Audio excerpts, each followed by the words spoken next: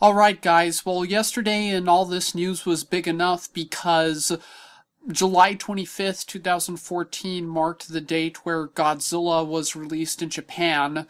It has $491 million total since it was released in China fairly recently, but now since it's in Japan, Godzilla is clearly going to break the $500 million milestone. But I actually have even bigger news to announce to all of you. So, just yesterday, it's getting late here, but today is July 26, 2014. This morning at Comic-Con 2014, Gareth Edwards has announced that Godzilla 2 will have Rodan, Mothra, and King Ghidorah. So, this is actually pretty big news. Now, I know a lot of people have seen these monsters many times in many previous movies, but considering the huge impact the first one left, and while it did get some criticism here or there, people are pointing to the first one as a shining model on how to reboot a series and how to redeem a series after an awful installment like in 1998. And considering how Gareth Edwards' tone and how his scenery was praised, this is actually pretty big news in terms of the Godzilla lore. Like, this is gonna be the first American Godzilla film where we will reboot classic monsters here in America. Japan isn't really going to be rebooting these new monsters. We in the United States are, and not only are we going to do that, but we're going to do 3 of them in the same movie. So that's going to be a pretty big film. And because of this, the good news is that perhaps this time we'll get to see even more of Godzilla because again, you're putting 4 total. You're putting 4 giant monsters in one movie. So of course we're going to be seeing some more monster brawls.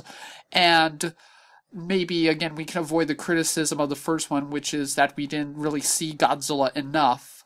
But anyway, the other news I want to share with all of you is what does this exactly mean to the other Godzilla villains? Well, for the most part, I'm really happy that these 3 monsters are going to be seen again. But if you ask me, there are some monsters that are in more need of a reboot, being that the monsters that got good reception by Godzilla fans, but have only been seen once, and they've never been seen again. And no, I don't count stock footage in the beginning of Final Wars as a main monster appearance. So I think what could happen is that perhaps in Godzilla 3, that perhaps Gareth Edwards should find some more obscure and, some more obscure and rare monsters that we don't see a lot in the Godzilla series, and he should essentially reboot them like he'll do with Ghidorah, Mothra, and Rodan. Like, remember classic Godzilla villains such as Titanosaurus, Space Godzilla, or Ghidorah, as some people would say?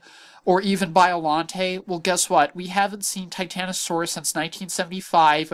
We haven't seen Space Godzilla, who's my favorite Godzilla villain, since 1994. We haven't seen Ghidorah since 1995. And we haven't seen Biollante since 1989. So if you ask me, I think that the monsters that have not been seen enough should get a reboot sooner because they could get a bigger place in Godzilla lore if they are seen again. And we saw Mothra, Rodan, and Ghidorah in 2004 during Final Wars, yet these other monsters that I mentioned have not been seen in years. Some haven't been seen in over 40 years, some haven't been seen in over 20 years, so I think it's time, perhaps in the future, that more obscure Godzilla villains get seen, sorry. But then again, as I said before, this could be a pretty good appearance for the rebooted monsters. But another thing I want to take in mind is, what if Gareth Edwards, also takes, perhaps in Godzilla 3, instead of rebooting more classic monsters, what if he does it in a pattern and say he does a new and original monster for Godzilla 3? Like, I know Muto, for the most part, has gotten good reception as a Godzilla villain. A lot of people really liked them, but there are some people who kind of weren't too huge on Muto. a famous example was James Rolfe, who you all better know as the angry video game nerd. He actually thought that Muto flat out sucked. I'm not joking. He actually said that Muto sucked in his review of Godzilla 2014, and that they were prime examples of how Americans can sometimes get a little, American filmmakers can get a little bit unoriginal in their monster designs, and how the monster designs are usually Japan's specialty. But then again, some people agree with that, some people disagree with that. I respect his opinion, but I do think it could be a good choice, just as good a choice to perhaps throw in more new monsters so that we get to experiment more with how we make our own. Like we clearly saw Pacific Rim, even though Del Toro is Spanish, that American films could also make really cool monsters. I mean, the kaijus in Pacific Rim were just awesome. But on another note, I also think that any monster, even, very silly ones, when you talk about them, such as Gigan or Megalon, or maybe even Jet Jaguar, can be done well. They can be well executed by Legendary Pictures. How they were able to take silly scenarios like in the first Godzilla and make it into a serious, very gritty post-apocalyptic thriller.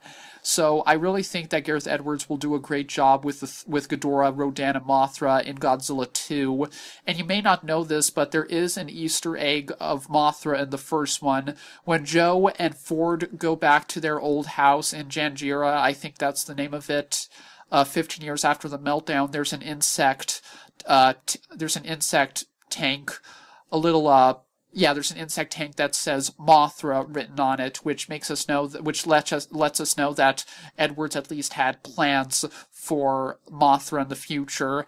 And some people actually thought that the winged Muto in some early trailers of the new Godzilla was going to be either Rodan or Mothra. A lot of people were going around joking that Mothra and Rodan had been confirmed but for the new one, but of course as soon we all found out it wasn't Mothra, nor was it Rodan, it was the winged Muto.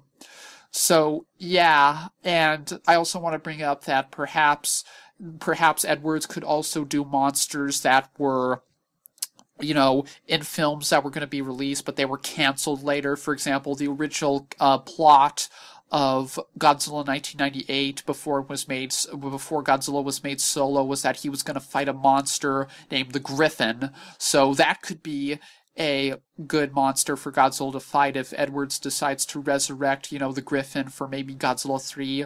And then there was, of course, Godzilla in 1980. There was Godzilla 3D in 1980, not 2009. In 1980, there was a production of Godzilla, I think, where he was going to be fighting like a giant abominable snowman or a snow creature or something like that.